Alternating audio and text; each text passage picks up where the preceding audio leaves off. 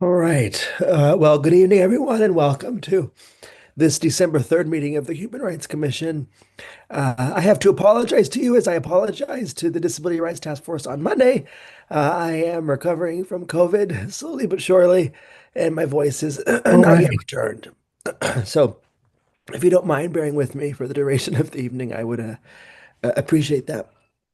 Um, Before we begin, I wanted to highlight that there will be at least one substantive change or addition to the agenda, which is the addition of a third discussion item on the agenda tonight pertaining to that very task force I just referenced, the Disability Rights Task Force, and their recommendations and um, the future of that work here at the commission level.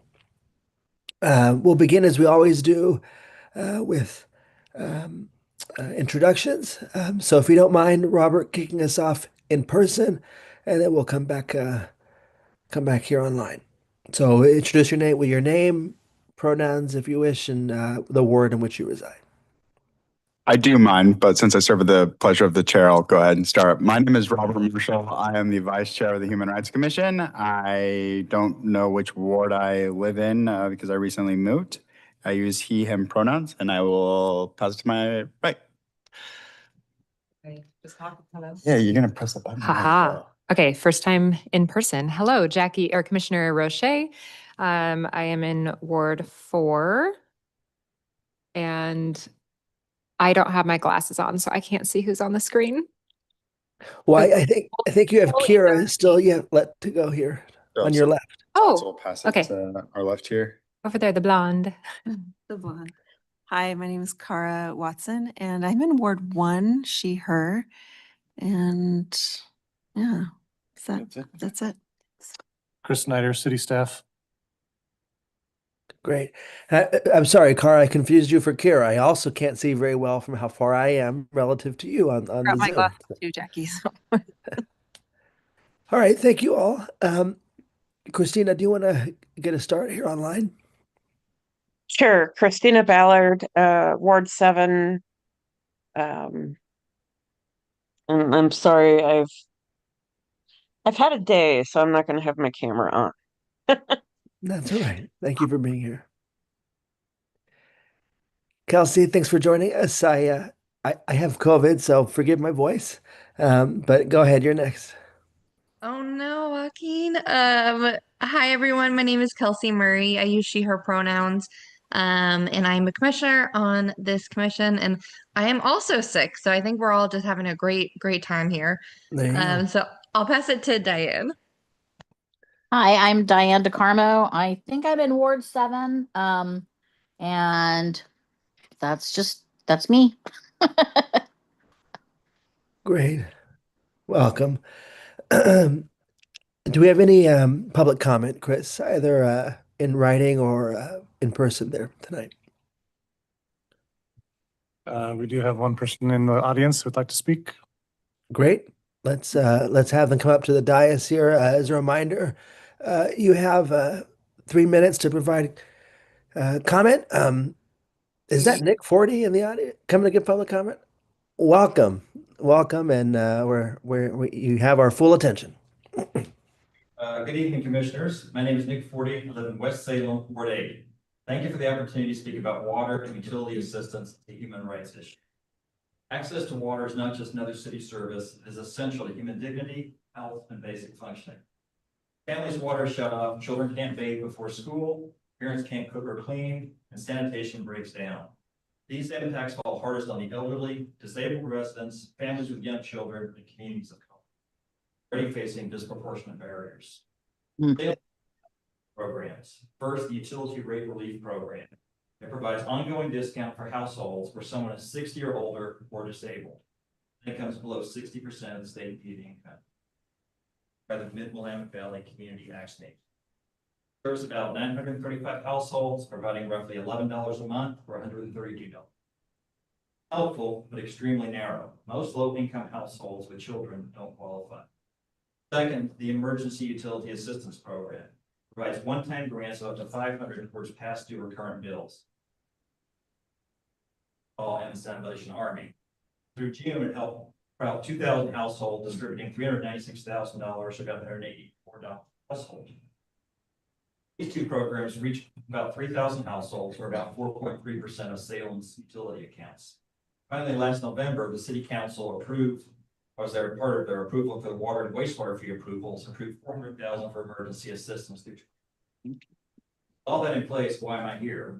Well, because I think there's two improvements that can be made, both to the current program as well as to looking into the future. Let me give you a little quick comparison here. Compared to peer cities, Salem is an outlier. Corvallis, Eugene, and Portland offer broader eligibility, larger discounts, and online enrollment. Nationally, cities like Philadelphia and Seattle assist 10 to 11% of customers, which is double Salem's reach, while maintaining financial stability. What are the core issues that I have with the program? First, there's zero transparency. Salem publishes no data on who receives assistance, denial rates, or whether communities of color access help equally. Second, structural discrimination. Salem's system requires visiting nonprofits during business hours. Who does that exclude? Well, it excludes swing shift workers, immigrants with language barriers, elderly without transportation, and disabled. System design creates barriers falling heavily on already marginalized communities. I think self-explains our low 4.3%. Third, outsourcing without accountability. Salem delegates this human rights obligation to nonprofits with, insofar as I can find out, no service level agreements, no processing time standards, and no data. Fundamentally, the city cannot contract away human rights responsibilities without maintaining oversight. It can also pivot and be more humane instead of having shut-offs. Cities like Oakland and Phoenix use flow restrictors rather than total disconnection. These devices allow enough water for drinking, cooking, bathing, and flushing, but not enough for excess use. So my recommendations: first, transparency. Publish a monthly public dashboard. Second, equity. Use need-based prioritization rather than a first-come, first-served basis, which is currently the standard. Third, accountability. Create service level agreements with nonprofits, including processing standards and required demographic data. Fourth, innovation. Study flow restrictors and return with findings of the assessment and applicability of Salem. And finally, governance. Establish a quarterly water access oversight committee focused solely on water access as human rights issues and involve members of the community. I think these are concrete, achievable steps that would meaningfully expand dignity.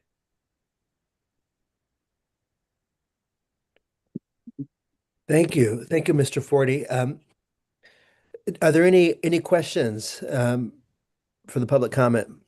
We have a No. couple in the room, Joaquin. Okay, go ahead. If I'm new to this again, so I'm not quite sure how it works, but are you able to submit that? Because obviously you read it, so you have it in writing, so that was a lot of information, and it would be good to be able to actually read through it and have a moment to digest it. Yeah. So that would be my only request is, thank you. Yeah. Thank you, Commissioner Roche. Any other questions? We have another question in the room. Please. So much, Nick, correct? Yes.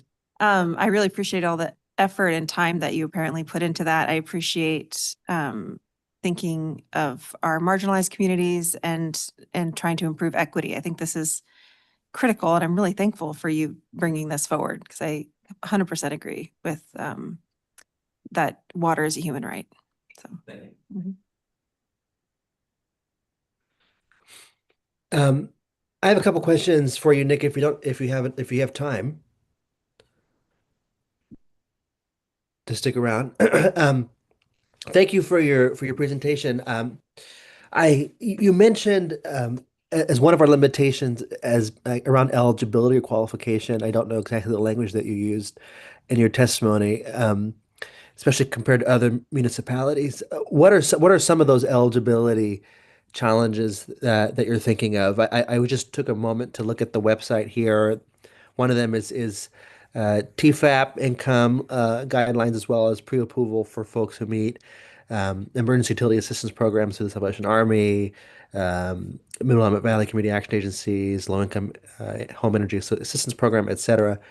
Do you see those as being need to be expanded, or just kind of insufficient across the board? I don't disagree with some of those eligibility criteria, but I guess my concern is that there's no kind of way to kind of parse through. So it's basically it's a first come, first served until the money runs out sort of thing. So I guess it's obviously a difficult question to say, is one person more deserving than another? But I think there ought to be some sort of process that kind of does some sort of weighing that says, if you have a family with certain household size or certain, I mean, I think that gets some of this basic, what I think is Yeah.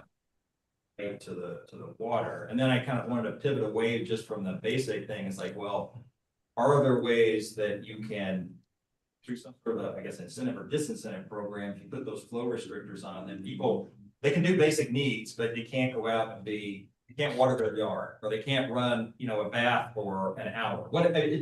So it makes it harder, but it doesn't immediately cut off so you don't have any water. I think that's a part that I think is part of this, to me, it's kind of discriminatory to do something. If you have people out there that have not paid a bill for a substantial amount of time, I think that's a category. But I'm afraid that everything is kind of lumped into the same category. So I think that, to me, creates a barrier, and that creates a disproportionate impact. Yeah, thank you. Another follow-up, just my own ignorance. Do you know, and it's fine if you don't, but do you know how much money they have on hand, the assistance program? It says here there's a cap of 350 a year, which is fine, but I don't think it says anywhere that I can find easily how much they have available in general. Now, all I know is the total budget, and that's one of my concerns with having data that would be able to show how many people came in for assistance this month, or whatever, came in for the last 6 months, how much money was given. So there's no kind of way to trace through who's being served, what the demand is, how many people are unserved. So I think it's hard to create a conversation about, Yeah. should it be 400,000? Should it be 600,000? Well, I don't know. I think that's a worthy debate to put out there, and to figure some way to sense that. But I don't know whether I can't see any data that's being gathered, first of all. I don't know if any data is required, but it's very difficult to kind of, without that information, that's why I'm kind of drawing a blank. I have to come up with these broad, kind of comparisons to say, this city has about 10%, so is that reasonable? And again, I don't know it's very hard to find out what a reasonable number is, because I don't know how many people need the service, because there's no real way to determine. And even if you look at the data they have, these are people that are asking for service within the confines they've been able to go to these agencies. Someone works in the evening, or they don't have the ability, if they don't have ability to get there, they just fall through. They don't put an application in because they don't have the capacity, the ability to get there to put the application in. That's why things like this, I think, those are unnecessary barriers. We've already got systems in place that could do an online application. You can just at any time, day or night, then it can be sorted through. So I think we put impediments in place that make it harder for people to access what's already there. So I guess that's my request is, we've already got a program. How can we make that easier to use, less onerous, and deliver more on what we've already got in that bundle? And then let's look at the next step. How can we? Okay, I like you better than the other thing. Yeah. Yeah, thank you for that answer. This is a great idea. I would love to learn more about it. And I really appreciate your testimony tonight. Are there any other questions for Mr. Fortney? Commissioner Roche, I would, again, once I can read that, it'd be really neat to bring this as a point of conversation for follow-up meetings. So I can do a little bit of research, because as far as I know, Mid-Willamette Valley Community Action Agency is a nonprofit. So we have to learn what are their requirements, because I'm assuming it's grant money. What are the requirements within them? Reporting this I'm not familiar with the other ones. Are those city-ran programs, or is it another nonprofit? So there's a lot of dynamics whether or not this is a city responsibility, or do we ask the city to see if they can implement some requirement for reporting? So it's a really large conversation. And so I think it would be worth carrying on a discussion in the future. Robert, I know you work professionally in this space, not to put you on the spot, but do you have any insights? I don't have any insights at the moment. I am currently working on drafting an email to our energy and weatherization team, letting them know this public testimony. And then when we get the written document from Chris, I think I'll attach it with it. But what I can offer is that I can work with the team that specifically works in the energy department to see what their capacity is, because I do agree with you that, you know, Oh, goodness. having services and anything that you have to apply for in person or over the phone, anything that, you know, you have to apply for anything before 5 o'clock, and anything does exclude working families. So I will work with that team and see what solutions and anything might come from that angle. Great. Thank you, Robert. Nick, before you go, I'll just reiterate Commissioner O'Shea's request, which I share. If you wouldn't mind emailing me and Chris, our staff person at the very far left of the dais, or I guess your right of the dais, your written testimony, that would be wonderful, and I would love to just follow up with you and continue the conversation. But thank you for your testimony.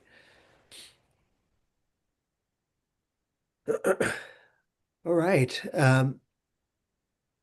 Any other public comments in person there tonight? Or Yes, we have an additional public comment. If you want to go ahead and step forward to the dais, sir, you'll have 3 minutes for your public comment portion.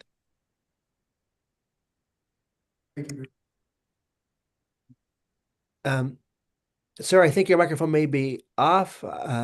Just make sure the green light is on at the bottom, the base of the microphone, and please state your name and your ward for the record. Thank you. Salem. And I'm here this evening because I believe that situation in Salem with ICE is a situation that we've seen in the decades that I've been living here. And I'm a bit of a newcomer to the interface between human rights and city government. So forgive me if I'm speaking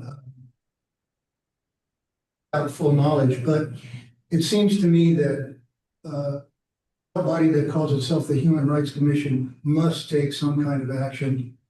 Mm. The rights of our citizens are being violated daily. Yeah, I agree.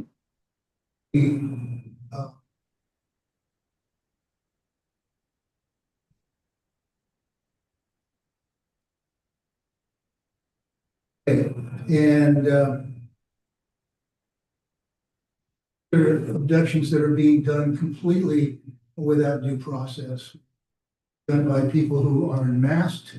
They're really it's nothing more than kidnapping.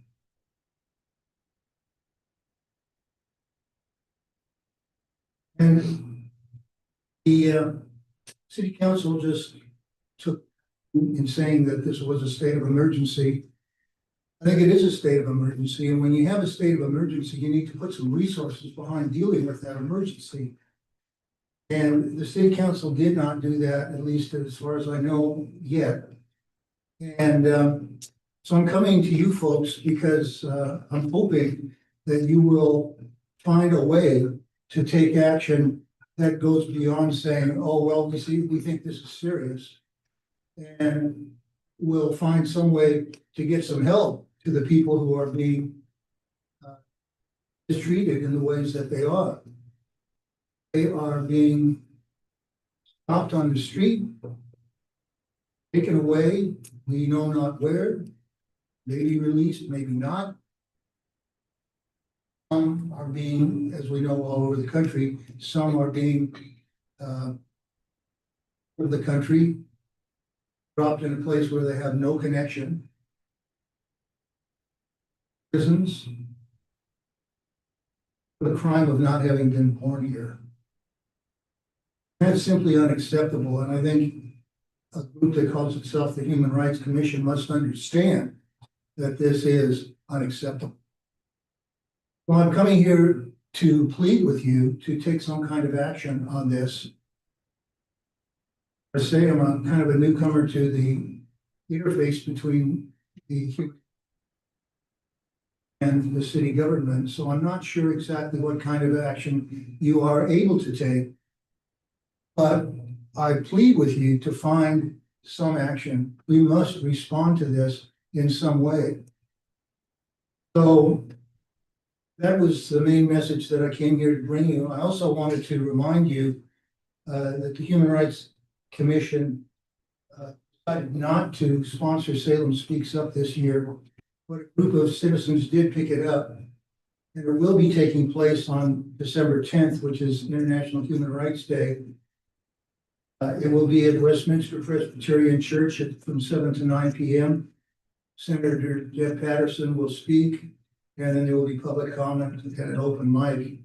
And I'd like to invite you all to attend and to encourage others to, well, anybody that might be watching.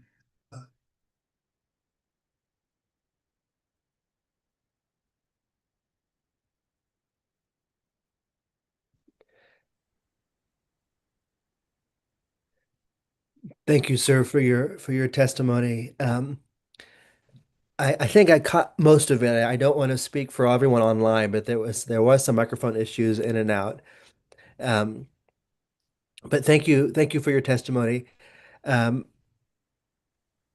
couple of points just to respond and engage in conversation with you, sir. Part of Councillor Nordike's amendment on the resolution language, both on Monday night and in the meeting prior, directed time and resources to the Human Rights Commission to perform a series of functions as it relates to the ICE encroachment in our communities. One was to host a Know Your Rights forum that would be recorded and broadcasted widely to our community partners and available on city web pages and accessible in English and Spanish. We have identified a trainer who is willing and able to do that before the holidays and hope to do that as soon as the week of the 15th of December. And then we'll talk about this later in the course of this meeting, but so I invite you to join us for that portion of our conversation. But we will probably make that into a series of public discussions with members of the migrant community and around services that are available, as well as maybe even conversations with youth about navigating at this moment of anxiety and uncertainty. And so your concerns are shared and well taken, and we look forward to delivering on that mandate that council has handed us as recently as this month, and have been trying in our way to move the needle over the last summer and spring as well. As for your second point for Salem Speaks Up, that's an event that the commission has proudly partnered in hosting for many years here in the Salem area.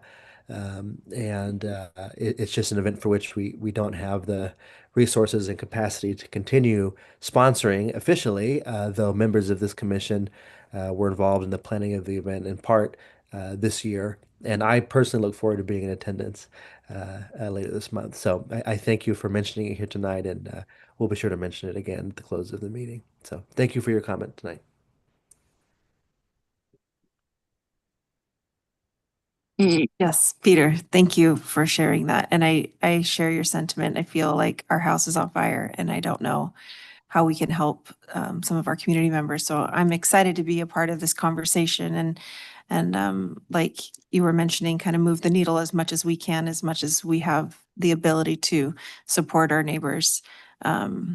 I'm experiencing it every day as a provider. My patients are too terrified to show up for their appointments. They're scared to go grocery shopping. They're, and they're looking for legal help. And so, like, I think those of us that are able are wanting to do as much as we can to kind of cover this need and to support our neighbors and recognize their terror that they're experiencing right now. So thank you for sharing.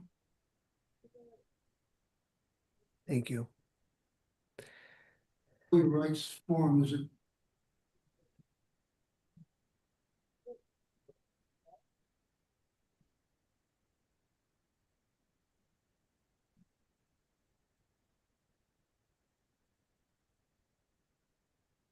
Good, but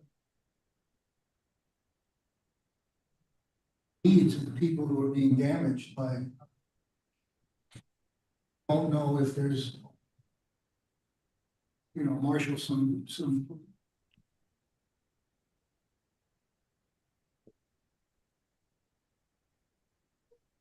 every day. Yes. And I'm on a Zoom call, and as soon as I turn on the call. I've already eaten. Okay, I don't think they have. I get to dinner in a few minutes. Put themselves within the law, and if they don't, I think law enforcement mechanism. Right. And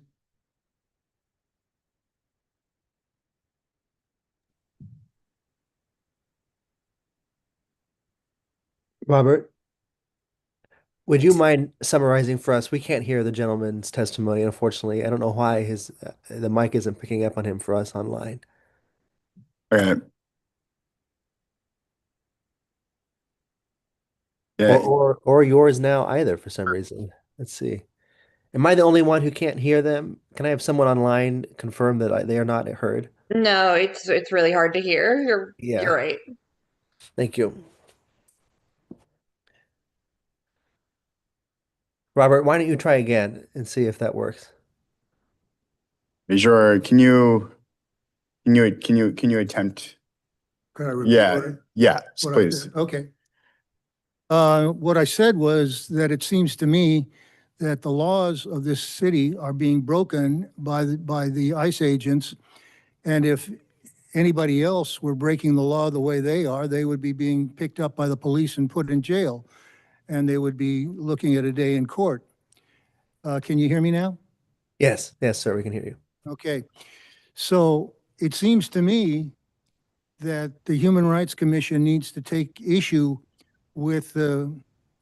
issue up with the police department and say, hey, how come these guys are getting away with it? Because I don't think federal law gives them any right to break the law in the performance of their duties. So I believe our Attorney General has said as much. And so it seems to me that there needs to be some kind of much more aggressive, I guess the word I would use, action taken to let these people know that they cannot rampage on our streets, terrorizing our citizens without any consequences. Thank you for that additional comment. I'm sorry, would you say your name again for the record? I didn't quite hear it, Mr. My name is Peter Burgell. Yeah, thank you, Mr. Burgell. I will say I agree with you. Law enforcement is a serious component of this, and our chief of police has uh, reiterated his commitment to enforcing the law without bias, including to federal agents who break the law over the course of their performance of their duties. Now, whether that is happening in practice is another question, and one I'd be happy to think about with you further. And but I agree that it's serious, and everyone needs to be held accountable for their actions. So what is the commission prepared to do? Yeah, so I can summarize that up. So the commission, I think we'll be discussing under agenda item 4C, a Know Your Rights forum, as well as a series of additional resource sharing events for the population. We welcome you to stick around for the commission's conversation regarding that topic and the city council's mandate that was included within the state of emergency motion. Yeah, we're going to have a conversation here in a minute to Robert's point. And I would reiterate his invitation for you to join us in that conversation. We do have maybe one more public comment tonight. At least one more. I can see one online. Are there any more in person, Robert? Just so I have a mind on the clock. There are no additional public comments in the room. Mr. Peter, you're welcome to take a seat in the audience if you'd like to stick around for the remainder of the meeting. And then I believe Linnell Wilcox is online and has their hand raised. Correct.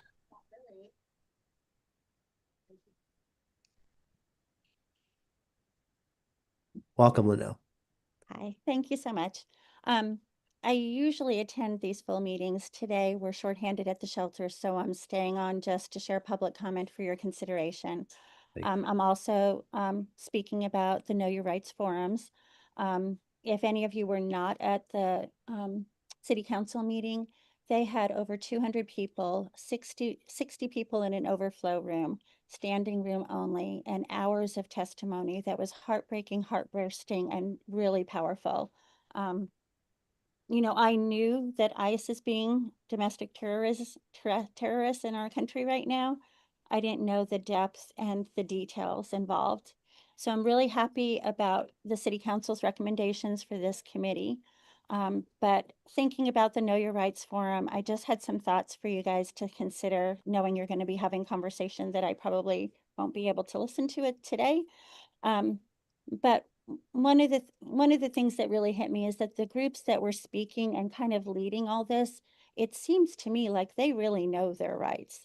They're citing like laws that I had to Google and figure out. I wonder if there's a way for them to be part of the trainers, so we don't have some white person telling people of color what their rights are when they've already seemed to invest deeply on what their rights are. And those were the individuals that were brave enough and felt safe enough or willing to take the risk to show up and say all of that. For every person that showed up, I'm sure there were many that were too scared to show up because of what's going on.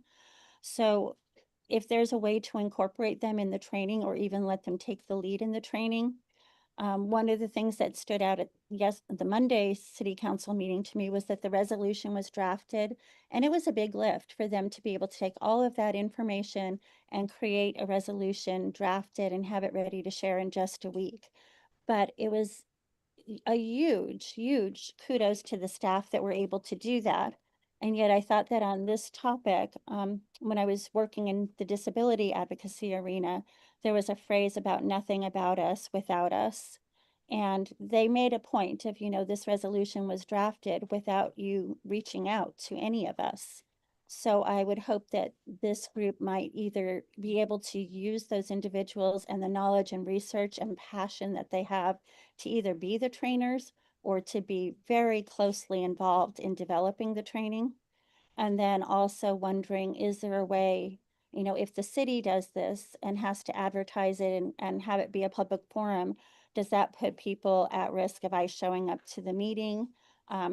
Somebody had told me that Willamette University had done one kind of on the down low, just word of mouth. I don't know if that's a better way to go, or if you'd have some that are open, city advertised, and some on the down low. But really trying to think, how can you include the individuals that are so passionate and knowledgeable beyond what we are as far as the experiences, and maybe they already know the legal stuff. I mean, of course, you'd want to check and see if they're accurate, but maybe they could be the trainers so we don't have white people telling people of color what their rights are and giving them that power. And they did make comments about, you know, you guys didn't include us in developing the resolution. Can we do better than that for developing the training? So that's my main points. Thank you, Linnell, for your comment. Food for thought. Appreciate it. Invite you to stick around for I would love to. I'll probably Or come C if you tomorrow can. I would love to hear the conversation. But for now, I'll go serve dinner and I'll pop back in if I can later. But thank you all for what you do. Thank you, Linnell. Thank you. Bye. Joaquin, we have additional comment in the room. All right. I love it. Additional comment. Oh, Haley, good. Hi, Joaquin. Just as a comment about the most people knowing their rights who are in this situation, As a registered tribal member for a Native American tribe that is not out of the state, we did have in the state recently a Grand Ronde tribal member who was taken by ICE and her tribal ID was told was fake. I will say I got to see my grandma's tribal ID as I'm in the process of getting mine today. And it's literally just a piece of paper that's laminated, but it has all of our personal information. It has our social, what tribe we're a part of, and all of that. I think the education aspect needs to be expanded more than just knowing your rights when they won't listen to actual government documentation proving your rights and all of that. Just side comment for those who might not understand the tribal aspect for anyone who is not fully white and the racial issues going on. Thank you. Thank you, Haley. Yeah, that especially in borderlands, a lot of tribal communities have cards that get access across the Mexican-U.S. border, and it's been a problem. So thank you for that comment. It's well taken. Um, all right. Any other public comments? There appears to be none in the room. Thank you, Robert. Are there any member remarks or announcements on non-agenda items? Okay. All right, well, let's get into those discussion items that we've been talking about for the last half an hour here. Chris, is Robert here for the bias crime update? Yes, he is. Fantastic. I don't see him, but we'll welcome Sergeant Dow here Yep. to the dais here. Welcome, Sergeant. Thank you. For those of you that are not here in the room and out there online, my name is Robert Dowd. I'm a sergeant with the Salem Police Department, and I am the police department's liaison with the Human Rights Commission. My purpose of being here tonight is to update on the bias crime report. And I will just say that we have not had any bias crimes or bias incidents reported since the last meeting. So I have nothing to add or report on since last meeting. Thank you, Sergeant Dowd.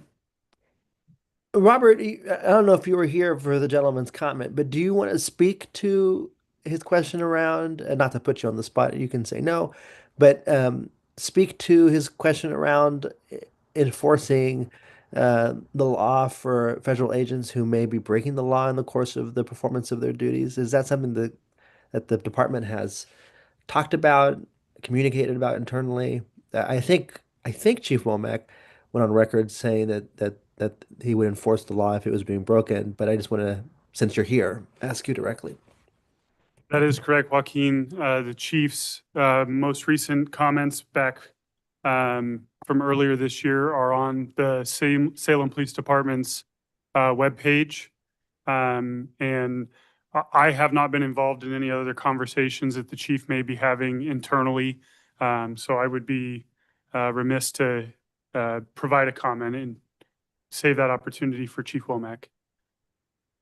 Thank you. Any questions for Sergeant Dowd while we have him? Go ahead, Christina.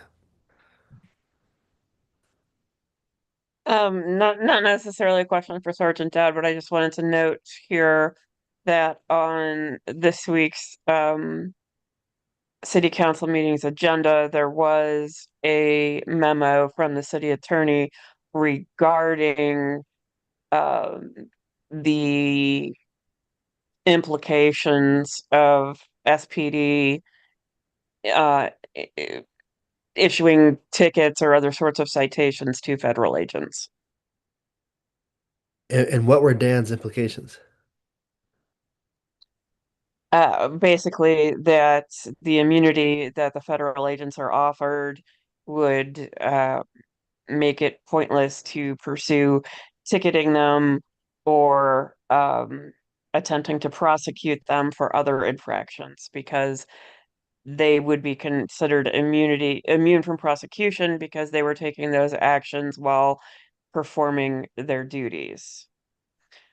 I think in all likelihood that eventually, at the federal level, if this gets addressed, there will be consequences. But I don't, if you take a look at that memo, it's clear that legally, if SPT tried to enforce traffic laws and other criminal infractions against agents who were engaging in their work, it would not be something that prosecutors could pursue. Yeah, and this may be a larger question for that we're not able to answer tonight without City Attorney Dan Atkinson or the chief here to comment. But I think the spirit of the commenter was less to do with traffic infractions and more to do with what recourse does SPD have if an American citizen is detained, kidnapped in their jurisdiction to stop that federal um, activity. I think that was more. If I understood the spirit of his question, that's how I took it. Um, we won't be able to answer that ourselves tonight, but it might come up later in our discussion of 4C. Um, all right, thank you. Any other questions for Sergeant Dowd?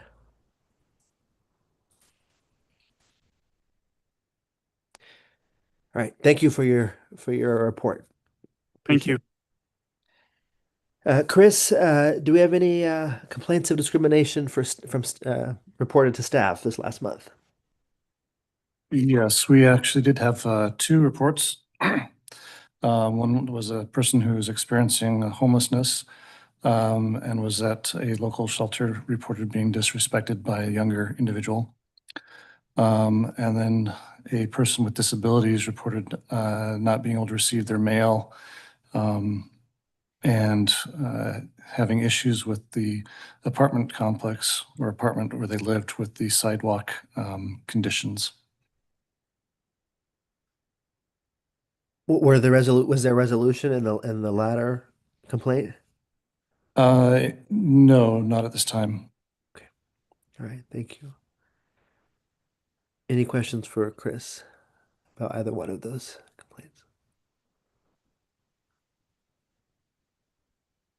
What, in those kinds of situations with the sidewalk issue, how is that to be resolved, generally speaking?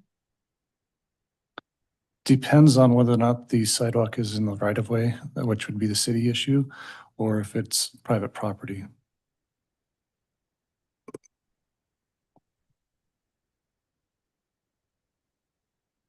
Good question. Any other questions for Chris? Chris, I'll ask you. It's been a while since I've asked staff, but uh, I know you know. But Gretchen asked, shared about half a year ago now about all those missed complaints. Any progress on getting back to folks about that or following up on those complaints? So yes, they've been gone over. Most of them were, 2 years ago. Right, right. So a majority of them were not, still valid. We've had one of our staff assistants, not a staff assistant, sorry, one of our interns, working on compiling a data point spreadsheet that would cover all of those past years, to be able to see the trend in reporting that we've received. So that report we're still waiting for the final version of that to get brought forward from our intern, but that is in the works. Great. Thank you, Chris. I appreciate it. Any other questions for city staff? All right. Well, here we arrive back now at the conversation around the Know Your Rights Forum and related activities. As I mentioned to the gentleman who provided testimony, I'll say it again. Well, I'll say a general comment. It's been very difficult navigating this moment. I'll say, you know, it's been difficult in at least two ways. One is um, the deportations have been intense, and a lot of rhetoric is more intense. I will say, uh, as someone who is the son of a formerly undocumented farm worker who came from Mexico, um, deportations like these have been going on for a long time. And some of the worst deportations that I remember personally were under Obama. And violence against migrant communities, especially indigenous migrant communities, like people like my father, um, from Mexico and other parts of Latin America, uh, has been a part of American border enforcement for a long time, many decades. Um, and I will say as a personal comment, as moved as I am to do a lot of work on this now, and I intend to do it and to help be a part of it. This is not a new issue. This is an issue that predates this year and this administration. And if nothing else, it should serve as a reminder that there are so many issues that we don't take action on that we should be taking action on. Um, and I'm glad we're doing it now. That's not to say we shouldn't be doing it. And uh, the violence against our communities is very old. Uh, and so, in light of that, the other problem that I've been really working with has been what to do at a city level. And city staff uh, and the leadership of this commission knows that we have been working behind the scenes with city leadership for some time about immigration issues in the spring and over the summer, and even as recently as this fall to try to get different things to happen. First, around actually a Know Your Rights forum as early as the new year, and then around the Avelo contractual issues. We met with Mayor Hoy uh, and the city manager and the city attorney, um, and returning to our efforts to get a forum in the fall, which were not successful. As recently as a month ago, a lot of before the more recent spikes in ICE activity, um, a lot of our partners who work with farm worker communities or immigration services were pretty fatigued, and we had a difficult time getting folks to commit their time in the form of a forum where services were provided and shared out with community members. And so there has been several iterative attempts to bring about some support for this community in this moment, long before this resolution, and they have not been as successful as I personally would have liked. And in part, that's the fatigue of partners, probably also our own capacity limitations as a commission, and candidly, a lack of enthusiasm from city leaders, some city leaders. And so I say that as a long preamble to say uh, some of that has changed in recent weeks with the council's resolution and then declaration of an emergency, which directs the commission to take a more active role in namely providing a a Know Your Rights forum, as well as sharing out resources with the community. Um, and Robert and Chris and I met with Councilor Nordyke this week, who authored that amendment to the resolution.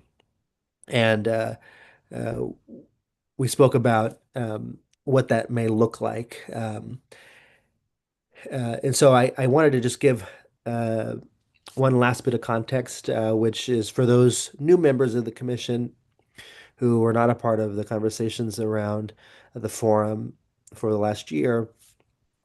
We did have some ground rules for what we thought a successful Know Your Rights forum might look like, that I'm happy to share again for the purposes of this conversation.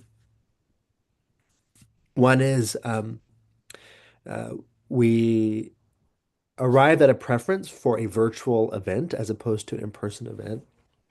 And the reason for that was so that folks um, who may not feel comfortable coming out and attending an event in person could nevertheless attend online.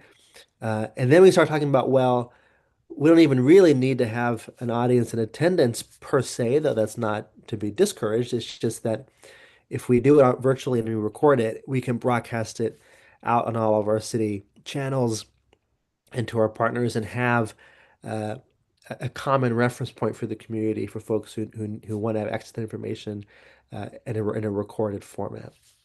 And so we have identified potential trainers for Know Your Rights training. I spoke with, I've spoken of two of them over the phone already this week, one of whom is available for the week of the 15th of this month.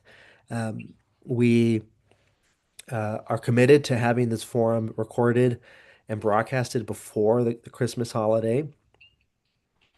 Um, and so we're committed to that timeline, and we're committed to the virtual format. Um, and I've found so far only one trainer who is able to meet that timeline. And so uh, uh, we do at least have one potential trainer, and we will on Monday work with staff to release a form for community members to submit questions for about Know Your Rights training and for the trainer and for myself who will be moderating the training in advance. And so that link should be live for community members for until the coming Friday, which I think is the 12th of December. And then we will have those questions in advance of the training, whatever day that may occur, the week of the 15th of December. And so in sum, our hope is to have a training released the week of the 15th that is online in Spanish and in English, where a professional trainer will come and deliver that information. And then we will have questions beforehand from the community to ask that trainer over the course of that session. I'll pause there. I have more to say, believe it or not, but I'll pause there if people have any questions about that first initiative, the first part of our delivering on the resolution. Can I add something in there? If you're going to be having that questionnaire available for the community to submit questions, I would suggest, feedback, suggest that perhaps it looks like the next council meeting is on the 8th of December. Is that correct? I feel like 3 weeks in a row. Oh my gosh. Okay. That's scheduled so that way they can have the rest of them up. Wow. Okay. So I would highly encourage this to be on the agenda or at least a talking point where they share the link so that the community, because I'm sure this is a hot topic, obviously, and that way this link for question submission could easily get out to the general public. Otherwise, people might not even know it exists. Great. I think that is a great idea. I'm happy to go down there and give public comment or coordinate with Commissioner Council President Nishioka and some version of that. See if she's amenable to that. Though they do set their agendas. That would be Monday. We'll see what amendments can be made to the agenda so late. But I can at least give public testimony. And I will say that we will be sharing that link as widely as we can, including on our own listservs for the commission and the listservs of the city as probably as well city social media, which is limited, but it's not just going to exist and then Sebastián Gares was saying in Spanish, but just get stuck there. It'll be sent out as widely as we can. But the point is well taken.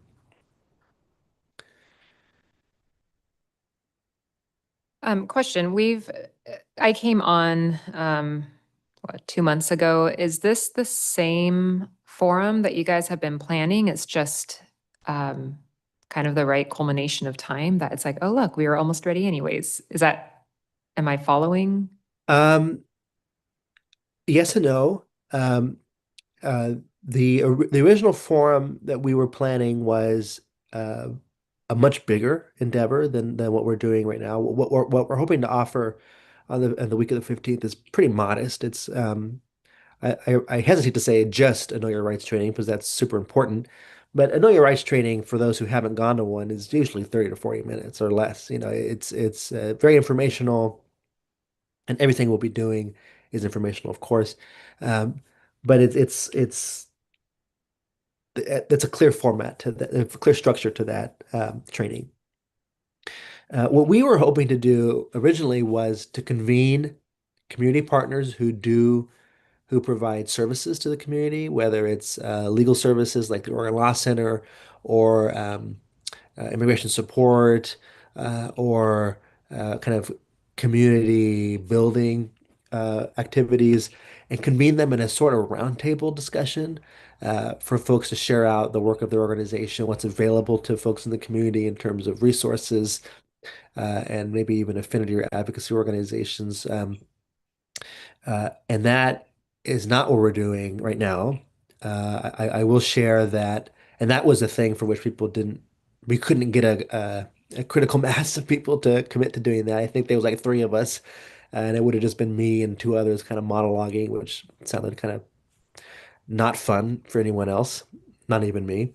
And so we wanted to have a larger group of people.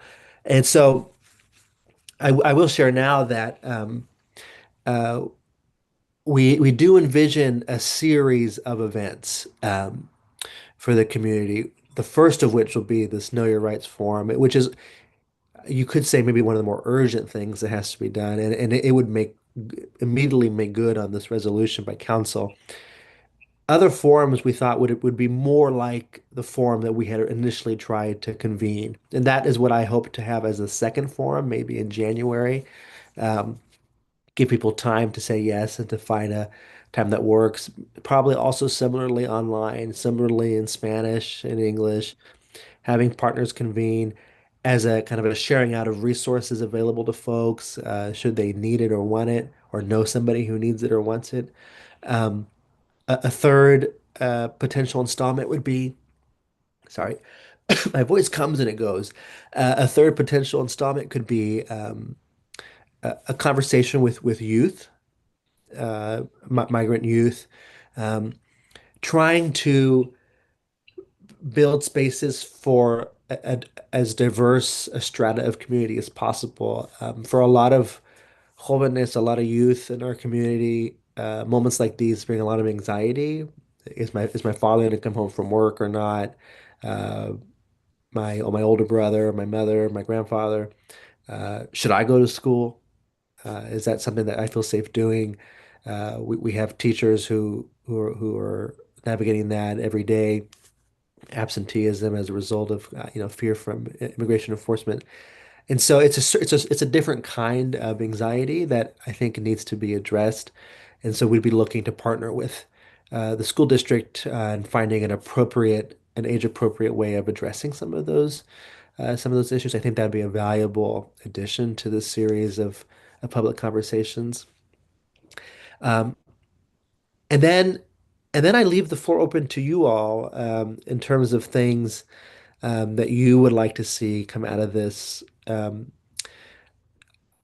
will close my long monologue by sharing that there has been a request on the part of many community members, and we heard it again tonight, about advocating for emergency assistance for families directly from the city, or if not that, then partnering with having the city partner with a CBO or something to provide emergency assistance. Actually, Mr. Forty's comment was apropos because the city does something like that already in a form of a partnership for emergency utility assistance, for example. Um, Personally, and I say this as a member of the commission as opposed to its chair or anything else. Personally, I think it would be wonderful for the commission to advocate for something like that, um, or at least us individually to advocate for it if the commission doesn't wish to take it on as such. But I think it's direly needed. I think it would supplement, not replace a lot of the mutual aid that already exists in our communities and has for a long time. You know, every time a detention occurs in our communities, uh, you know, 15, 20 other people step in to make life work for those families, whether it's financial, whether it's driving a kid to school. Honestly, folks, whether it's picking up a kid from school because the parent who was designated to pick up the child from school was disappeared earlier that day. And so real people have to step in and help other people finish their days and get home and bring money home. If a migrant father is taken, that's sometimes 60 or 80% of the household income, you know, so you plunge a family into uh, economic duress immediately. Um, and so these are just realities that our communities face. Um, your neighbors face. And I think it's incumbent on the city. We can't change federal law. Maybe we can't even uh, enforce the law when it's broken by federal agents. So what else can we do other than uh, nice sounding language in a few forums, important and helpful though they may be? I think that's the question we have to ask ourselves in this moment, and what role we want to play in that public conversation, I think matters. And so, anyways, I'm going to stop talking now and open up the floor for any reactions or questions or Of comments. Salem's policy to assure that no person shall be discriminated against on the grounds of race. Be discriminated against on the grounds of race. I'm just going to stop there. I am so sick and tired of people saying that we should have somebody else rather than a white person talk to somebody. We don't know the path that the person sitting across from us has walked. You don't know if perhaps that white person lived overseas for 95% of their life and they were the minority and they were discriminated against, which is the situation with one of my friends. Yet you would look at her and say, oh, you don't understand, you're white, you have white privilege. No. Her life has been really hard and she probably understands discrimination a lot more than a lot of us, because we're a big melting pot here in the country. And to sit there and judge somebody on the grounds of race or their skin color is exhausting. To say that a white person can't speak knowledgeably or know what the rules are or have something valuable to share is offensive. I am not equating that to the white person not having equal experience with what somebody of color may have experienced. But to make blanket statements to say we should not listen to them because they're white, how is that not a discrimination against the grounds of race?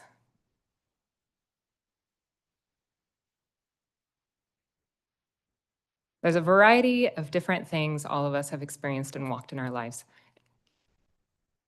And we can only speak to our own life experience. I appreciate you coming up and sharing earlier. I can't remember your name. Haley.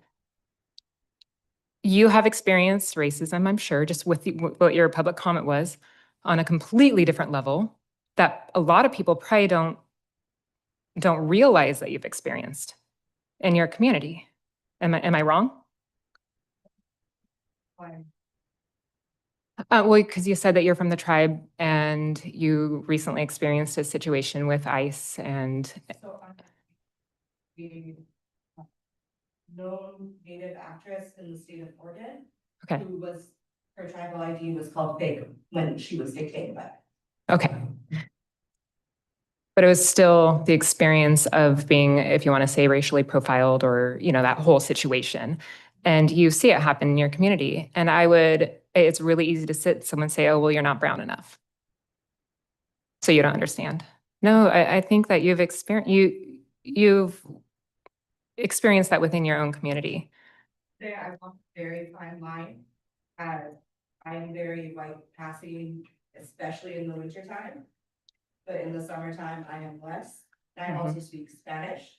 So I don't know if this is necessarily my place to speak, as I also have a lot of other things that are very visible that have come into factor with discrimination. Right. So I think this is a very broad topic that is hard to say yes on specific topics I have. Yeah. Yeah, and can I just interject, Haley? I appreciate Commissioner Roget's engagement with the public. Haley, as a member of the public, you're not under any obligation to answer those questions or engage with that. You seem really welcome to sharing. No, thank you. Thank you. And this is not a judgment of morality in what I'm saying or anything. It's just that to make judgment blanket statements regarding race, regardless of what race, is still discrimination of grounds of race. So I think that we need to look at qualifications, look at experience, see how they speak about whatever the topic is to make sure they are speaking from the right spirit, from the right training, all of it, because you can have two people lined up and it doesn't matter if they're the right color, so to speak. They could be communicating in a horrible way because they talk and they just, it has to be the right person, regardless of skin color. So I just want to say that because I feel like a lot of times white people don't feel like they're able to say that.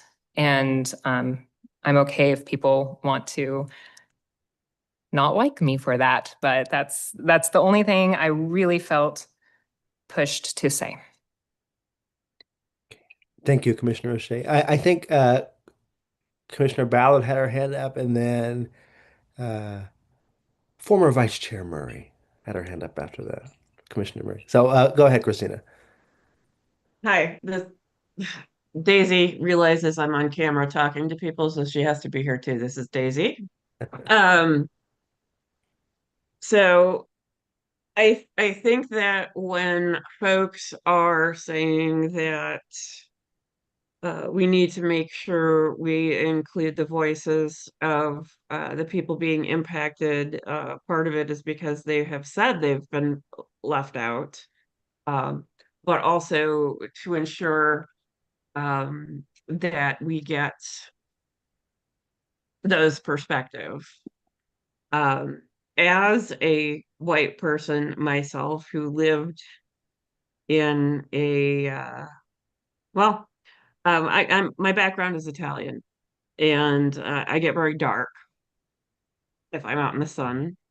When I was a child, people would ask me if I was biracial. However, that was not the word they used. They used what is now a derogatory term. And more recently, when I lived in the state of Nebraska between 2017 and 2022, I was around, the county I was in was probably 91 and 95%.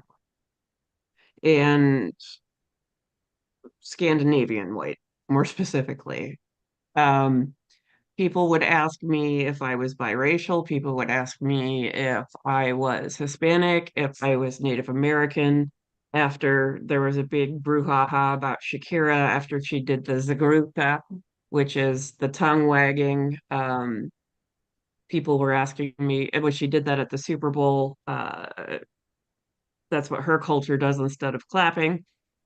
People were asking me if I was Persian. At one point,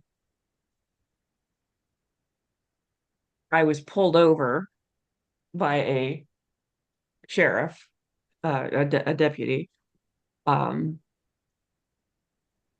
he wanted to know my license, said my eyes and my hair were brown.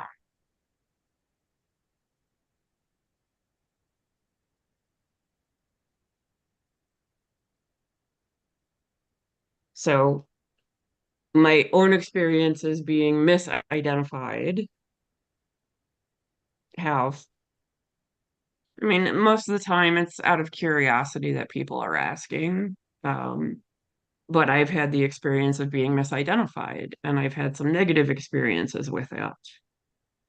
But I know that because I am a white person and I do carry that privilege, that I cannot understand what it is to not take that off, right? When people misidentify me, I can correct them. But when, I mean, the ICE has, well, the DHS has asked for permission to racially profile people, and they were given that permission. But there was a headline today. There was a federal court, I believe, that said that they can't do that anymore again. But who knows? That'll go through the courts again. But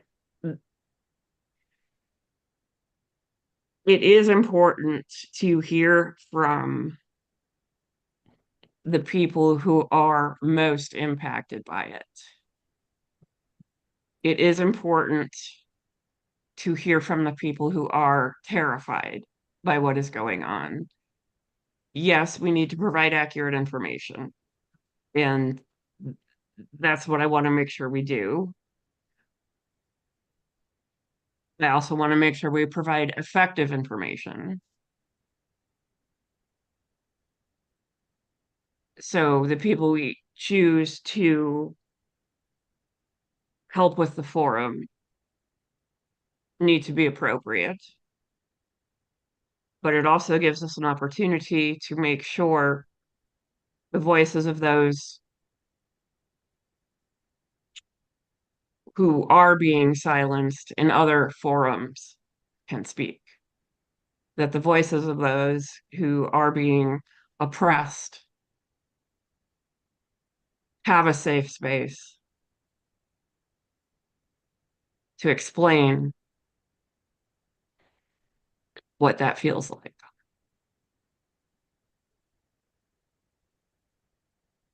And I don't think that when people say we need to let people of color or minorities or Hispanic people or Black people or Asian people do this because they're the only ones who can understand, that's not really what people are saying. It's what they're saying is that in this country, as a white person, I can correct people when they misidentify me. I can, and there are privileges that I have that I would not otherwise have. So there is no way that I can understand the experience it is that other people are having. Thank you. Thank you, Commissioner Ballard, for your thoughts. Commissioner Murray. I'll try to make this short. I don't want to rehash what Commissioner Ballard was just saying. But I appreciate Commissioner Roche bringing up like her experience and her points. I think that's important, and I think we should have dissenting views and opinions on the commission. But that being said, it breaks my heart hearing some misunderstanding about white privilege and lived experiences. And I think this is just a good reminder for everyone on the commission and who is engaging in this material in this meeting to do some reflection around different privileges and how white privilege doesn't negate any other lived experience. And I'll leave it at that.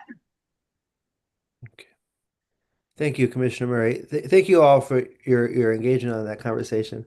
I will return to my question, which was, do people have any inputs about events they'd like to see the commission put together and facilitate with the community now that we've been given this directive from council. I listed three. One of them is the Know Your Rights Forum, which is for later this month. Another would be um, getting service providers together and provide information to community members, hopefully in January, sometime in January. And a third would be a more youth centered forum. Are there any other areas that folks feel we should focus on, given the mandate that council has handed us? Uh, okay, Commissioner Ballard. Thank you. The one thing I would like to see is just general information about not just know your rights, but what has actually been happening, because there is so much mis and disinformation out there, and there is a difference between misinformation and disinformation. Misinformation occurs when you share something that is not correct, but you didn't know that it wasn't correct. Disinformation is bad information that is shared intentionally. And I think at Monday night's meeting, Commissioner Nordyke did mention that is one thing that the city can do, is make sure that people are getting accurate information. And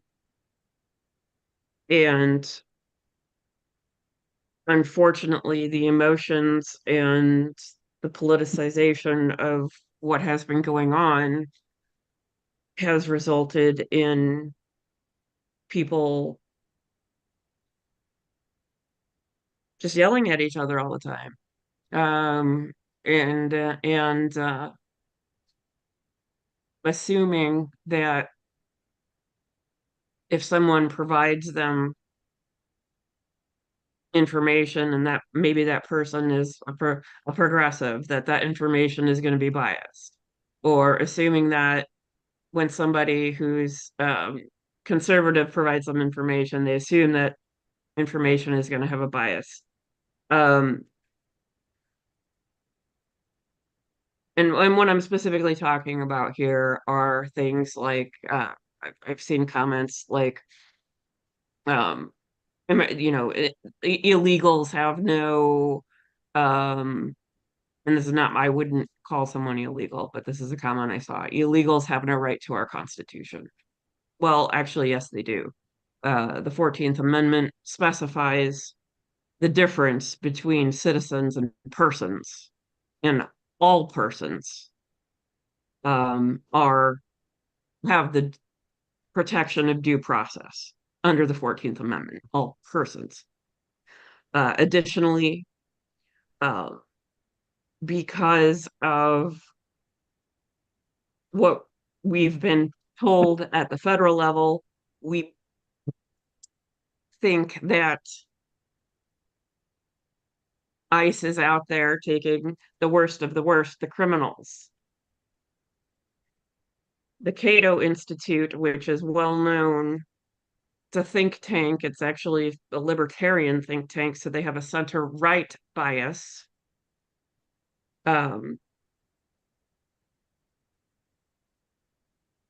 They pulled all the recent federal data they could and found that only 6% of the people that ICE has been detaining and deporting have criminal convictions. There's more statistics that I could share with you. I'm happy to send out. They posted a blog about it. There's not an official article about it yet, but it was pulled directly from federal data. And I think that it might help to make sure that people have accurate information, because ICE is apparently not just targeting criminals.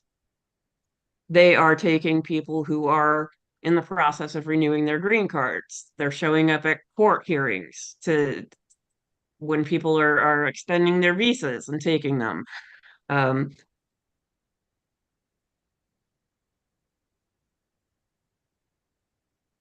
Somewhere along the line, someone has to shine a light on the actual truth.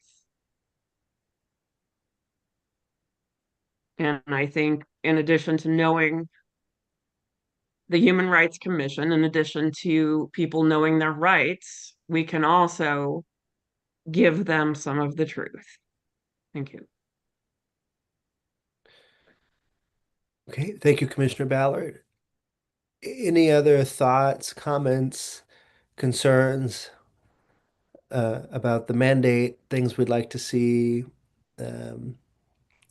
happen? Commissioner Watson, did you reach down to comment? No, there's a gentleman in the audience that would like to continue speaking on this conversation. If you're welcome to that. I would be welcome to that. I will say I would like to. I'll say two things. One, I think we have some clarity about what to do in the next 2 weeks, which will be for the first bit, and so we'll meet again and continue this conversation. This is not the last time we'll talk about it. And in light of that, I would like to wrap up this conversation by 7:30 because we have another very content-heavy portion of the agenda and only half an hour to get through it.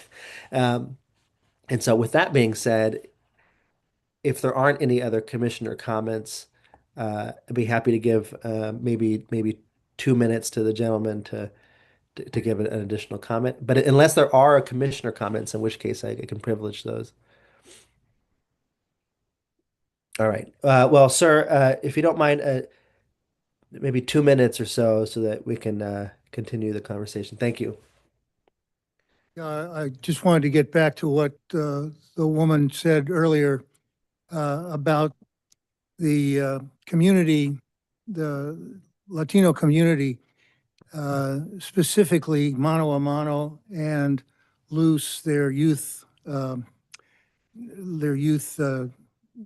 division, has a huge amount of experience with this stuff. They did the Human Rights Observer training that I took about a couple months ago, and I learned a lot that day that I went in and got that. Also, now that I'm an official human rights observer, I'm on the communications. I don't know what to call it exactly, but it's when they're looking out for what's going on with ICE, they're doing it in real time. They're actually following these people around and documenting what they're doing. So if you're looking for truth, that's the place to look, because they're tracking them, they're filming them, they're asking them questions, that kind of thing. And they're doing it in real time all the time. I get like 100 or more a day of these little back and forth between these guys. Furthermore, in terms of doing the human rights or know your rights training, they did a lot of that in the Human Rights Observer training, and they're very good at it. That youth organization was incredibly impressive to me, because they started out, you know, they've got some young adults that are kind of leading it, but they're building leadership down to the age of 10 in that organization. They're amazing. And if you're not partnering with them, I would suggest that it would be a good idea for you to do that. And furthermore, they've got a program where they're trying to do the kind of thing that we're asking the city to do in terms of providing some resources. They've got a food bank. They've got other kinds of ways that they're reaching out to the community and saying, if you need help, we're here for you. So, you know, the mechanism is there. They could probably use a lot of help from the city. And that's what I have to say about this, that you really need to partner with Mano a Mano, and especially with Luz. That's Latinos Unidos Siempre, LUS. That's their youth. This meeting has been an absolute shit show. Hey, Kelsey, you're not muted. Oh, shoot. Thank you, sir, for your comment. Um, in any reactions to the gentleman's testimony, I will say Luz is someone who organization that we'd like to partner with for the youth conversation as well as Salem Kaiser Public Schools and in maybe February or March at the latest. Um, and honestly, the Know Your Rights Forum will, the facilitator for that will in large part come down to um, uh, who's available to meet the deadline of the December 15th, week of December 15th. So far, the two people who have gotten back to me are from the community and can do it in both English and Spanish. And so, any other any other comments or questions in the last few minutes here? I was just going to ask have you reached out to those two organizations already to see if they were available for what you wanted, the Know Your Rights forum? Yeah, I'm gonna reach out to Sandra, I think tomorrow. And Alex, I think I have his cell phone number. And if not, I can email him Okay. to see if he's available. Okay. One other organization, I don't know if they deal with this specific Know Your Rights, but Salem for Refugees might have a good resource as well because they deal with a lot of these dynamics more than likely, I'm assuming. So just a random thought that came to my mind. Great. Yeah, we can see the facilitator who for sure could be available has mentioned not being very comfortable in English, delivering it in English, and so it may even come down to actually finding another facilitator who's an English dominant speaker, maybe at Salem for Refugees, maybe somewhere else. So we'll just figure out what comes together. But I'm happy to have Chris send updates as that comes along. We can't email each other back and forth outside of public meetings, but I can one-way street talk to you guys as that as that date nears. Um, so if the majority of the population that is likely going to be interested in this does speak Spanish, like from my perspective, I don't feel like that would be an issue if they're a strong Spanish speaking individual, if they have the proper information to give. I feel like I don't think it would be hard to get that translated to English for everyone else. I like with AI and technology, I don't think that should be an issue. If there's a good speaker in either direction that you're like, yes, this person is an expert, it would be awesome to have them and not let the language barrier be an issue because I think that we should, with technology and the resources of translation, be able to get around that. I totally agree. I think my point was more we want to have it in tandem in English and Spanish, and so my point wasn't to say he couldn't do it. It's just that we may have an additional person doing it in English with him as well, providing the same information. Thank you for clarification. Or finding someone who can do both easily. So that's just my point with that. I will say, just as a general comment, um, uh, the big limitation, and I would be remiss not to mention it, with doing it in Spanish and English alone, is that a lot of the folks who are most targeted and who have the highest barriers to information don't speak Spanish. They speak indigenous languages from Mexico or Guatemala, or have very limited Spanish fluency. And so we don't have the capacity to offer, 68 trainings. Who who was it that said there's something with Zoom that can do the translation live?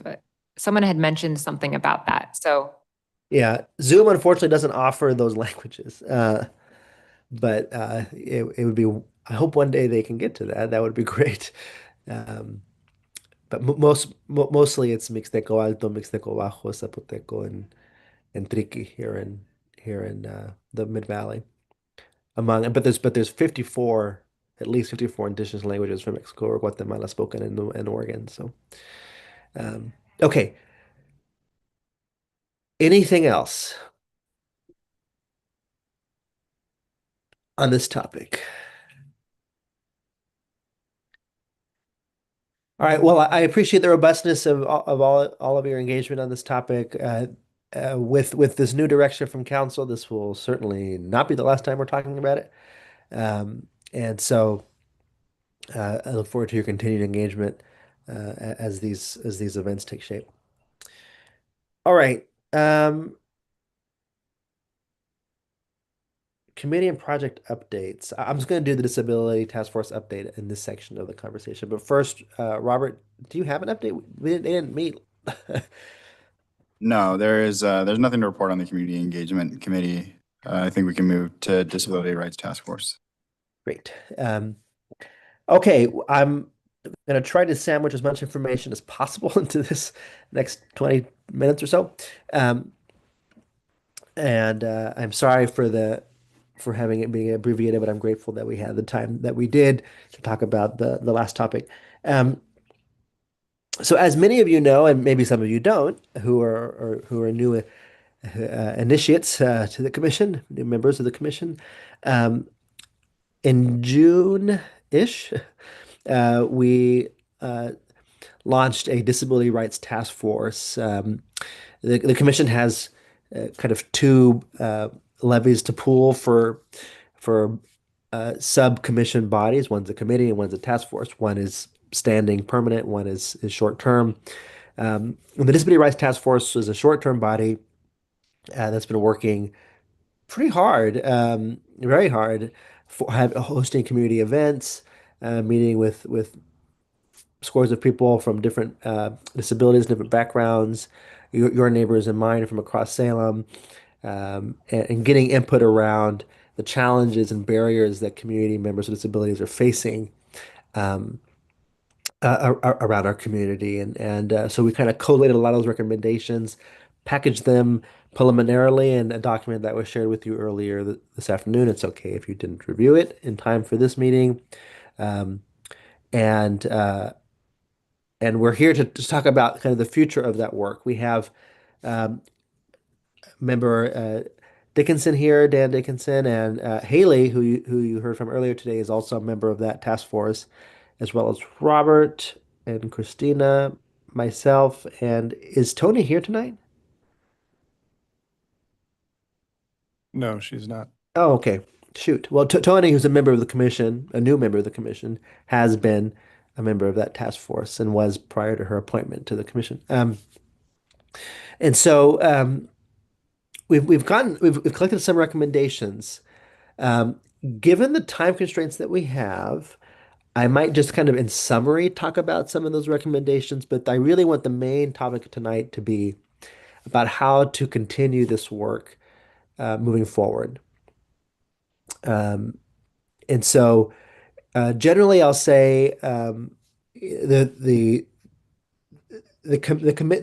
task force's recommendations really centered around 6 areas. And the first big bucket of things that we really heard from folks in the community about was housing and housing accessibility, whether that's supportive housing, whether that's incentives for developers towards universal design, whether that's retrofitting existing city infrastructure, residential facilities, again, that supportive housings like those managed by the Salem Housing Authority at Sequoia Crossings, for example, how to prioritize folks with disabilities who are applying for supportive housing or disabled designated housing to ensure they're actually getting the housing that's built for them. How are we promoting universal design in non-city kind of residential development and construction projects? Oh, thank you, Chris, for doing that. I'm going to go through this very quickly, so I hope people don't get vertigo or something like that. And we can slow down and return to any of these if folks have questions about them. So housing is a big bucket. We met with city planners, long-term planners, the director of the housing authority, as well as residents of supportive housing units, like one of our newer ones in town, Sequoia Crossings, to hear and formulate the concerns and kind of the parameters of policy changes that could or could not be implemented from the city perspective. The second big bucket was around city services, uh, medical entities and shelter services, peer support and trauma-informed staffing um, uh, for folks navigating houselessness who are in distress, as well as kind of general navigation support services for folks navigating really complicated systems like healthcare and application and housing applications. The third big bucket that y'all may have read if you took some time to go over this document was around public spaces and infrastructure, whether that is ensuring that our parks are accessible with inclusive, sensory inclusive and sensory sensitive zones for our parks system. We have an amazing park system in Salem, a lot of acreage, making sure it's people of all backgrounds are able to engage with park spaces. Having entrances to our buildings be accessible, whether they're heavy doors, outward swinging doors, or here we say impossible to open while using mobility devices, doors, making sure we're retrofitting city infrastructure so that people can actually enter public spaces. The fourth big section was around pedestrian accessibility, making sure that when you're walking or wheeling or otherwise navigating streets in Salem, that that those are accessible to you and that those are visible to you, that they are otherwise navigable for you, whether that's driver awareness, whether that's improving uneven sidewalks, or making sure that crosswalks are flash and maybe even talk out at you, depending on your disability. And making sure that we have parking equity and accessibility in Salem for folks who need it, as well as improving pedestrian connectivity with essential services, making sure that folks can easily get to places where they buy food and enjoy services. The fifth bucket was around community engagement, communication, and public access, things like increased public information and predictability, making sure that all the public process is accessible to folks who have disabilities, and making sure that folks who benefit or don't benefit from public decisions are a part of that decision making, inclusive events, meetings, childcare and family support, quiet hours, staff training, city staff training and education, low stimulation events, virtual participation options for public meetings. And then finally, making sure that all these are packaged in a way and are operationalized in a way that is accountable to the public and implemented in a way that's sensitive and continuously engages the community, whether that is the establishment of a disability rights commission, whether that's some kind of advisory board for the city that planners can go to, that parks can go to, that people with questions around all across city infrastructure can go to, whether that is a committee of the commissions, which we'll talk about here in a second, whatever it is, ensuring that there is a body that can really hold these kind of improvements to account, ensure they're being implemented thoughtfully. And then we kind of disaggregated some of these recommendations and timelines, things that can be accomplished within a year, less than 12 months, a year to 3 years, a year to 5 years. Two big comments. I know I just word vomited at you, and I'm sorry for that. That was just a lot of work that we're doing, and so I'm not sorry for that. Two kind of big caveats, maybe three. One is these recommendations are tailored to things that the city can accomplish. So there are, of course, things that matter a lot that may not be part of the city purview or may not be something that we can accomplish alone. I will say things that we can accomplish in partnership with others generally are included, even if it's not squarely in our purview. A lot of these recommendations are still light on the details. We're still meeting with experts and implementers to see really what's possible, what's manageable, what's doable. We've gotten a lot of early feedback from our planners and our housing director in particular, where we're already seeing one, changes being implemented as a result of this process, and two, an appetite for continued and sustained engagement with a body like the Disability Rights Task Force. Certainly, both from our planning, our partners in planning, and as well as Nicole, from our Director of Housing Authority. And third, not really a caveat, but a huge kudos and gratitude um, to Chloe, our intern, who I don't know if she's there tonight, but Chloe has been just such a blessing to us and really put this document together. If you scroll past page 10, you'll notice a couple of other pages, I think maybe even 18 pages more of just notes and things that she was bulleting and taking note of. And that is itself a condensed version of many, many more pages of notes that she meticulously put together to capture a diverse array of data, whether that's one of Dan's several surveys that he got from folks in his community, whether that was qualitative data from listening sessions, whether that was input that we got from staff and experts of all kinds who came to the task force over the course of the last 6 months to testify to us. Really grateful to her for putting those together in a coherent way for us to digest. And maybe the caveat that would go along with that is to say that we're still finalizing these proposals for the commission, but wanted to acknowledge her work because we're losing her this week. She's going ending her internship and going finishing up her term at Willamette and really wanted to acknowledge her and update you all on the work that we've been doing and just ask the question, how do we continue on and continue with this good work? How do we not lose momentum? How do we make good on our commitments to people? We've gotten people riled up and interested and engaged. How do we honor that and keep working on these issues while also acknowledging that we have staff constraints. Chris is amazing, but one person, Gretchen isn't our liaison anymore and isn't full time. We don't have two people. We have one person, and he has another board that he staffs and and also has a day job at the city, and so which takes up all of his time. And so recognizing that, how do we support this work? And so I appreciate your listening to me a lot tonight, and happy to answer any questions about the content of the recommendations. Though appreciate some of you probably seen this for the first time, and you'll see it again.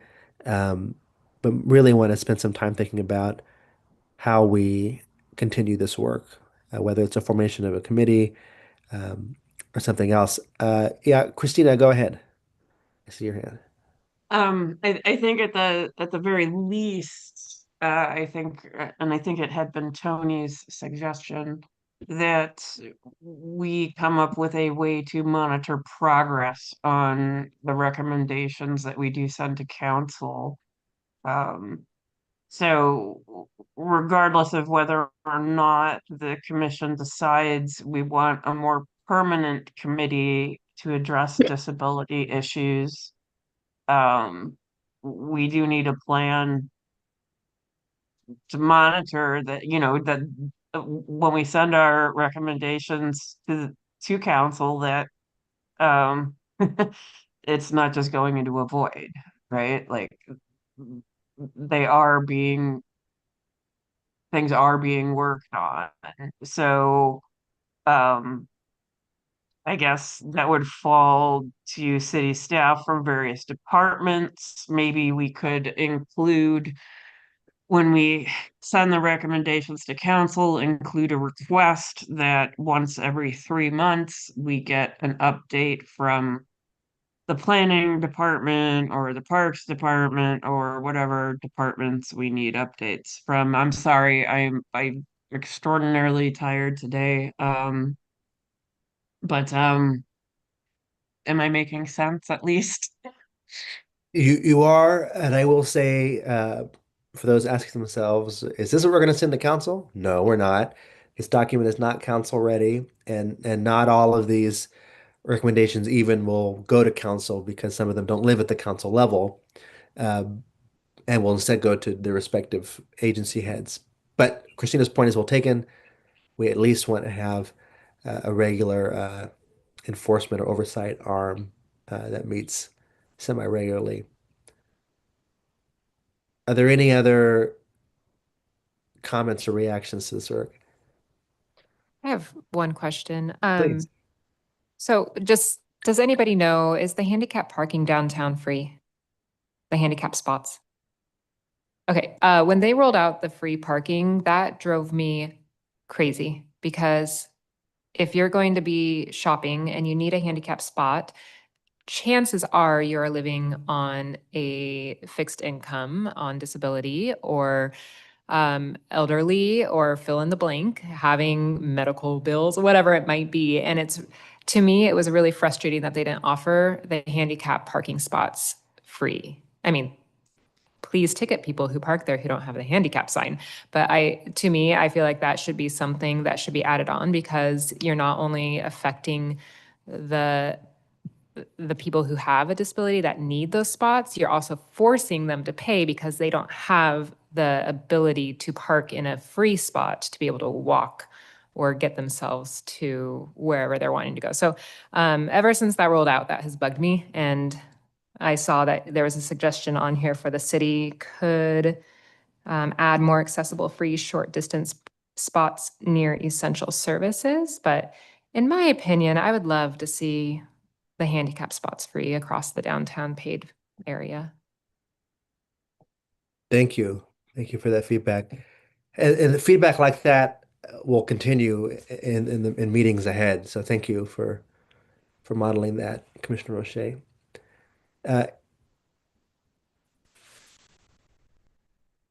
Any other reactions about how do we continue this work, not lose momentum?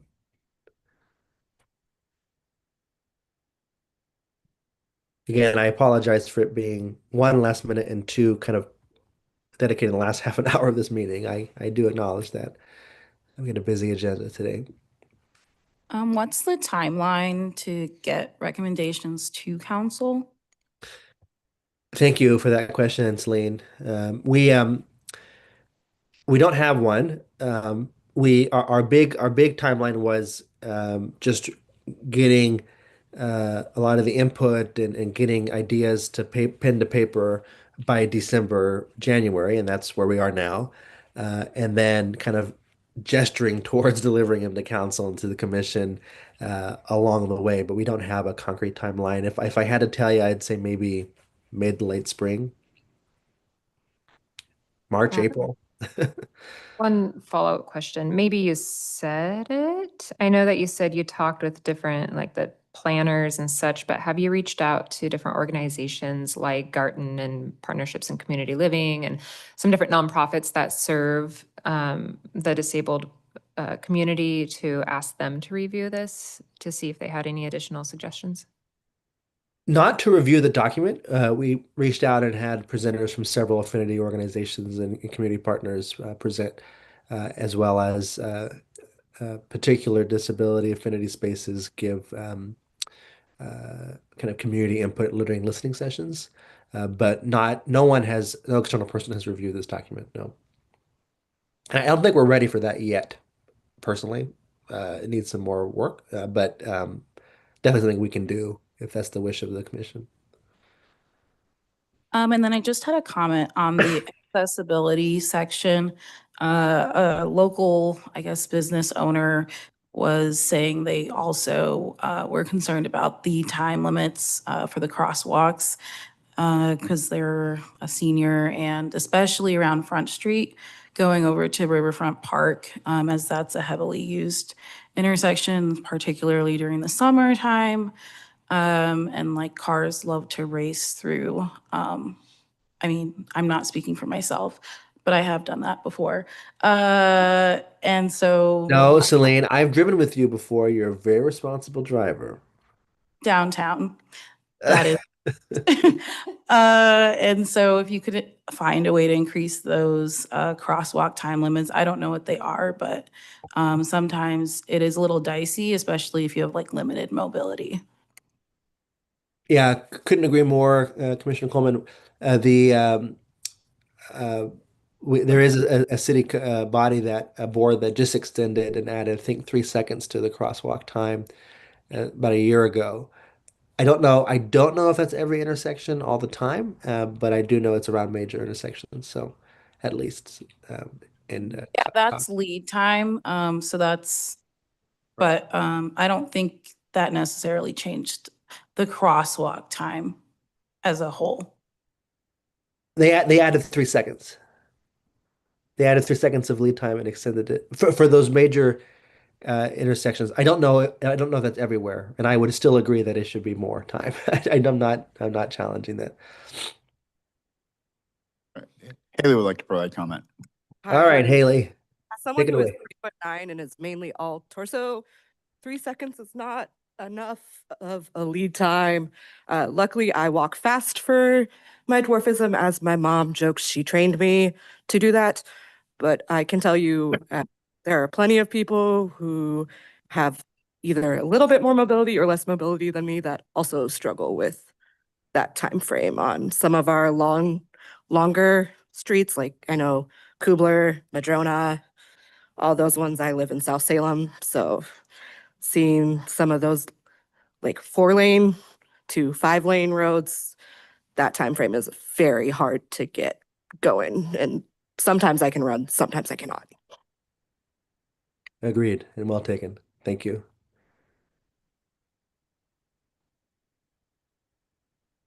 What Okay. are the next steps with this as far as what is your goal in moving to the next step? I can't see who's talking. Is that Commissioner O'Shea? Yes, sorry. Thank you.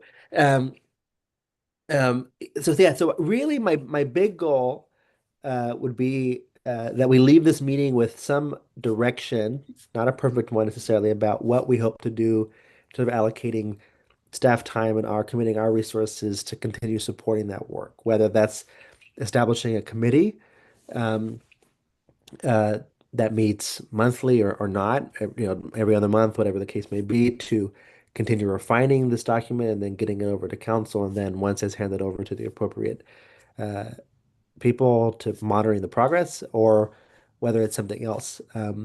Chris and Robert and I had a candid conversation after our Monday meeting about staff capacity.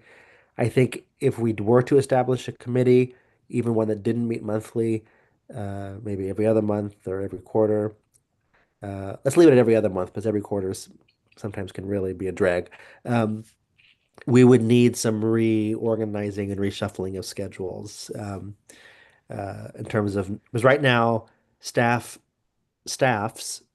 commission meetings 3 days a month for like 5 hours of after hour time, and so trying to minimize the days out of the month and the time, it would be a priority for staff, and therefore for us. And so that'd be my only kind of general comment, not to speak for Chris, but if we were to establish a committee or something like it, you can entrust us, the leadership, to figuring that out with Chris, but I just really want to get direction from the commission about what they want to do now that we have some traction.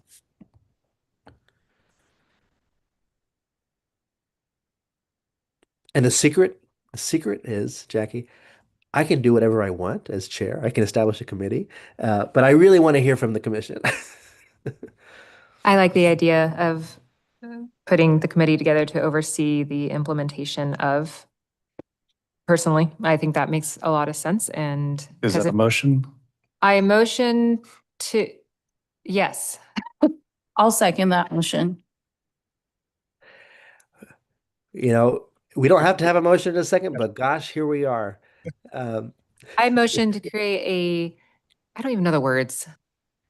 Establish a disability rights committee or something like that. I don't know. That. Do I have to say? All right, motion by Commissioner Roche, seconded by Commissioner Coleman. And for the heck of it, just so that I'm not some tyrannical chair, I'm in fact very democratic. To your motion, that's always the question. Do you want to speak to your motion, Commissioner Roche?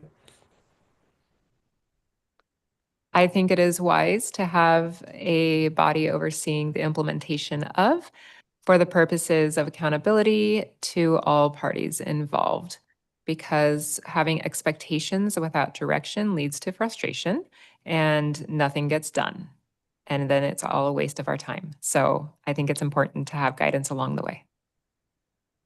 Well put. Uh, any other comments or questions to Commissioner Roche's motion? All right, all those in favor, please say aye. Aye. Aye. All right, motion passes unanimously. All right, perfect. Well, thank you all for engaging on that. Robert and Chris and I will take that direction home with us and into our next meeting, whenever that is, and figure out how to make that work with the capacity and resources that we have, and we will do that. So I appreciate your abbreviated but concentrated attention to that issue. Um, Believe it or not, we still have a couple items left, and I'm not going to get. I'm gonna cut us off in the next 10 minutes. So if you don't mind staying another 5 minutes, um, is there? Kira's not here, but do we have a report from the LGBTQ plus committee? We had a big event. So, uh, does someone want to? I can speak to that. I was at the event, or unless someone else wants to. Kelsey, maybe. Kelsey should do it. Kelsey should do it for 2 reasons. 3 reasons. Kelsey has done more than anyone I know to institutionalize this event and make it what it is. 2, Kelsey, unfortunately, Kira couldn't host. Kelsey hosted, and gosh darn it, tonight is Kelsey's last meeting with us on the commission. After how many years? 4 or 5, as long as I've been here, 4 years. It'll be almost 5. Yeah. So, former vice chair, do you want to give us the update about Trans Day of Remembrance? Why not? So we hosted Transgender Day of Remembrance, like a couple weeks ago. Great attendance. So like kudos to the team for marketing and kudos to the community for showing up.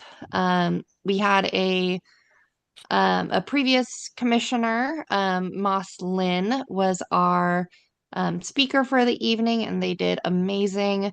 We had community resources tabling. So we were super grateful for them to be in attendance, and I think people who came to the event were also thankful for that. We read over like 300 names of people who were killed or died by suicide, killed by anti-trans violence. But overall, it was a really great event, really powerful. And I think our next, as a committee, I think our next event is going to be the healthcare forum. So TBD on that. Thank you, Kelsey. All right. Are there any staff updates, Chris? None that I can think of at this time. Okay. Are there any member remarks or announcements? Yeah, Christina. Just real quick, I would like to just say thank you to all the folks who came and spoke tonight. We really appreciate the community involvement and the different perspectives, absolutely. And I'm sorry I couldn't be there in person today. I don't think I've met Jackie or Kara in person yet, and I would really like to do that. So hopefully soon. Thank you. Any other, excuse me, my goodness, any other member announcements or remarks? Roche or Jackie, Commissioner Roche, whatever my name is. I just wanted to say on, different social media pages, Commissioner Ballard has shared some different information, and I really appreciate the way that she has shared different perspectives with where she got her information from, and she's just the way she presents it is really respectful. And she presented one of those tonight about the Cato article or that whole thing that she talked about. And I wanted to tell her face to face that I've been watching you on social media, and I appreciate the way you communicate. It's very respectful. So thank you.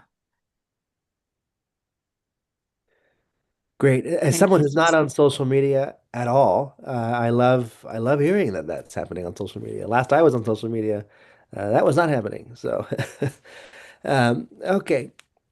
Um, well, I also want to just thank everyone for both the members of the public, members of the commission for their engagement on the topics tonight and before always, and of course in the months ahead.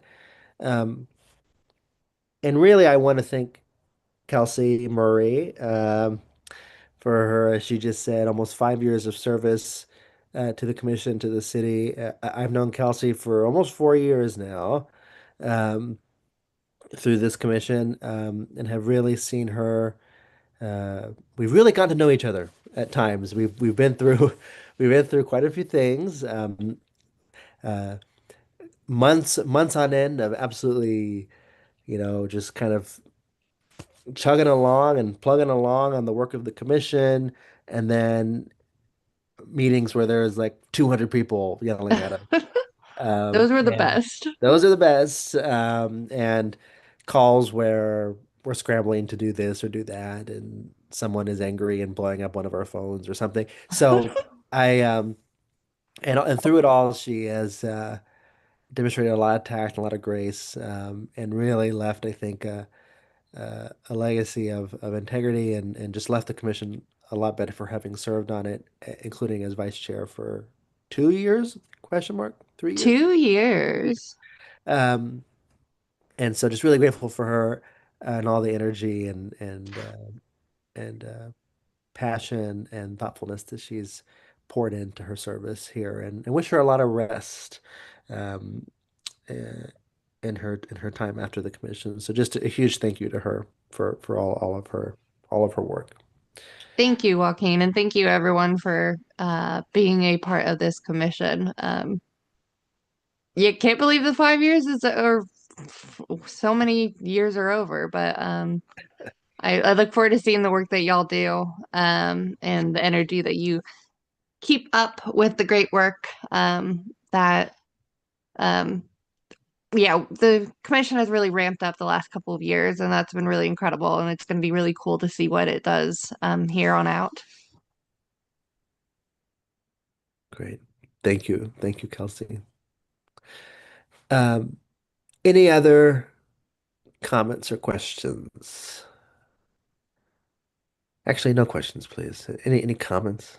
Any thoughts? There are none in the room. All right. Thank you, Robert. I Well, move to adjourn. sorry? Did I move to adjourn? All righty. Robert, I couldn't agree more. Let's call it a night. Thank you all for your time and get home safely. It's 8:04 and this meeting is adjourned.